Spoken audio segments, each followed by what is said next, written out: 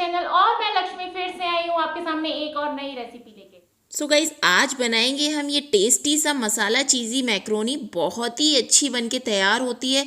बच्चों को तो ये इतनी पसंद आती है, इसमें चीज़ डल जाती है। आपको पता है कि चीज़ वाली चीज़ें तो बच्चों को बहुत पसंद आती है, तो मैंने इसमें चीज़ डाल के बनाया है बहुत ही डिफरेंट तरीके से। आप एक बार ये तरीका ज़रूर ट्राई करिए, आपको और आपके बच्चों को बहुत पसंद आएगा ये। तो चलिए शुरू करते हैं इसको बनाना। तो मैंने एक पैन गैस पे रख दिया है, इसमें मैंने 1.5 लीटर पानी डाल दिया है और 1 चम्मच हम इसमें ऑयल डाल देंगे और थोड़ा सा इसमें मैंने नमक डाल दिया है।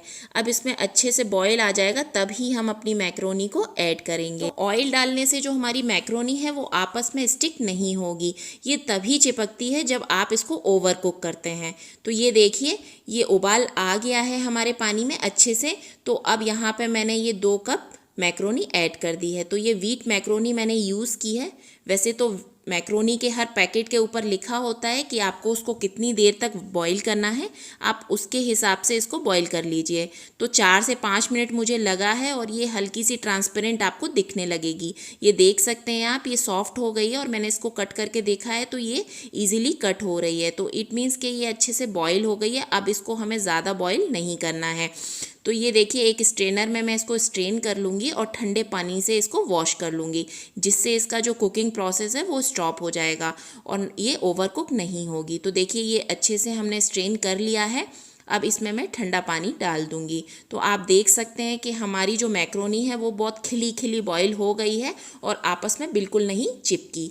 तो इस तरीके से आप बॉईल कर लीजिए। तो अब हम इसका तड़का तैयार करेंगे। तो मैंने एक पैन गैस पे रख दिया है, इसमें 2 चम्मच मैंने ऑयल डाल दिया है। तो आप मस्टर्ड ऑयल का यूज़ ना करें क्योंकि उसमें फ्लेवर होता है, तो आप बिना फ्लेवर का कोई भी ऑयल यूज़ कर सकते हैं। और 1 चम्मच भर के मैं इसमें बटर डालूंगी। तो बटर डालने से इसका फ्लेवर जो है बहुत ही अच्छा आएगा और टेस्ट इसका दुगना हो जाएगा।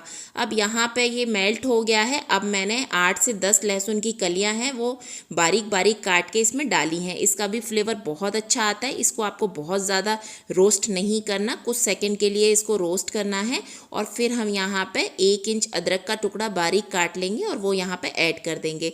इससे जो लहसुन और अदरक का जो एक फ्लेवर है बहुत ही अच्छा आएगा। और इसको ओवर कुक नहीं करना है, हल्का सा बस इसका कच्चापन दूर करना है कुछ सेकंड्स के लिए। तो ये देखिए हो गया है। अब इसको 1 मिनट हो गया है। अब मैं यहाँ पे एक बड़ा प्याज इसमें काट के बारीक डाल दूँगी। अब इसको भी हमें ट्रांसलूसेंट करना है, बहुत ज़्यादा इसको ब्राउन नहीं करना है। हल्का सा ये ट्रांसपेरेंट हो जाएगा, एक क्रंचीनेस होना चाहिए आपके प्याज में, तो वो जो आएगा ना वो टेस्ट में बहुत ही अच्छा लगेगा। तो इस तरीके से ये देखिए 1 से 2 मिनट में ये हमारा जो प्याज है वो ट्रांसपेरेंट हो गया है। अब यहाँ पे मैंने 2 बड़े बड़े टमाटर इसमें बारीक काट के डाल दिए। तो टमाटर में आपको एक चीज़ का ध्यान रखना है कि जो टमाटर आपको यूज़ करने हैं वो लाल कलर के करने हैं, क्योंकि जितना ज़्यादा लाल कलर रहेगा टमाटर का उतनी ही अच्छी हमारी इसकी जो ग्रेवी है वो बनेगी।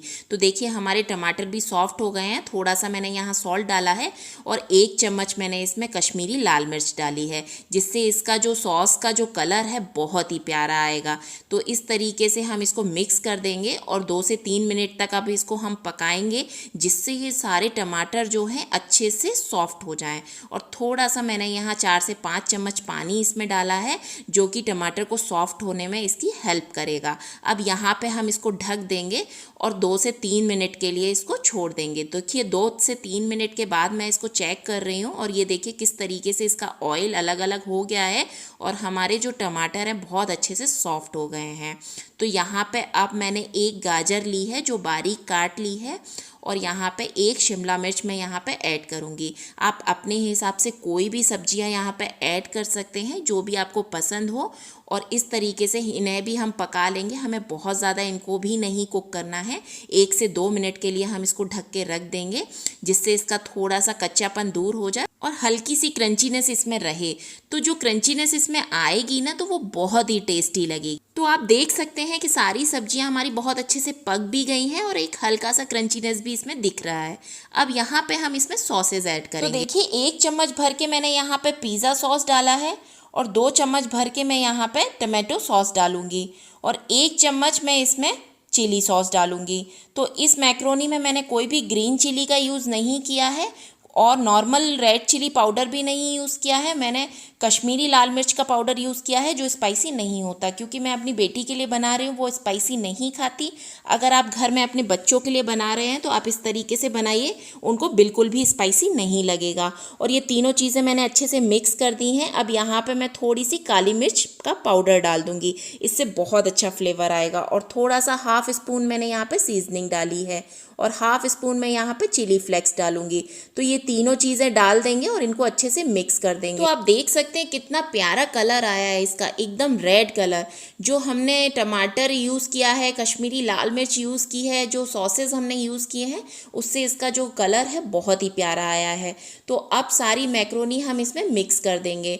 तो धीरे धीरे से आप इसको पलट पलट के मिक्स कर दीजिए। आपको बहुत ज़्यादा इसको नहीं चलाना है, नहीं तो ये टूट जाएगी। और इस तरीके से धीरे धीरे आप इसको मिक्स कर दीजिए और सारे जो फ्लेवर हैं वो हमारे मैक्रोनी में अच्छे से मिक्स हो जाएंगे।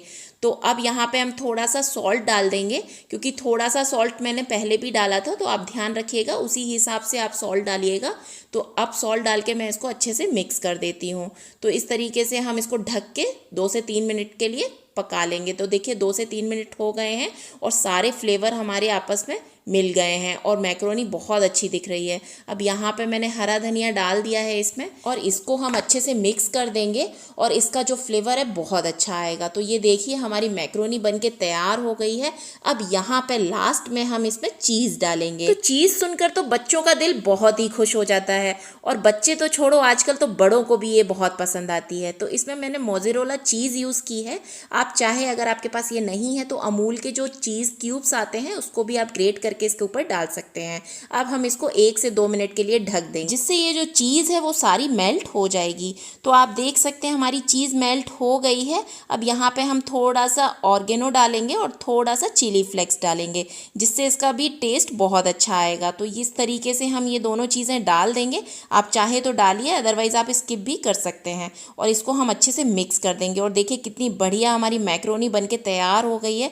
एकदम चीज़ी चीज़ी दिख रही है ना, आ रहा है ना आपके भी मुंह में पानी। तो बहुत ही टेस्टी, आप इस तरीके से एक बार इसको ज़रूर बनाइए और बहुत ही बढ़िया बनके तैयार होगी। तो बच्चों को, बड़ों को, सबको पसंद आने वाली है। जब भी छोटी मोटी भूख लगे तो आप फटाफट इसको 10 से 15 मिनट में बना के तैयार कर सकते हैं। तो अब देखिए हम इसको सर्व कर लेते हैं। और मुझे तो ये चीज़ी मैक्रोनी बहुत पसंद आती है, तो मैं तो हमेशा इसी तरीके से ये मैक्रोनी बनाती हूँ। तो ये देखिए हमारी मैक्रोनी बनके तैयार हो गई और लग रही है ना कितनी बढ़िया और कितनी डिलीशियस। तो इस तरीके से आप इसको बनाकर एक बार ज़रूर देखिए, आपको ये बहुत पसंद आने वाली है। और बच्चे भी तारीफ़ करते नहीं थकेंगे, इतनी पसंद आने वाली है ये रेसिपी उनको। और अगर आपको ये रेसिपी पसंद आई तो प्लीज़ कमेंट करके ज़रूर बताइएगा और वीडियो को लाइक और शेयर ज़रूर कर दीजिएगा और इस चैनल को सब्सक्राइब करना बिल्कुल मत भूलिएगा। तो मिलते हैं नेक्स्ट रेसिपी के साथ। Till then bye bye.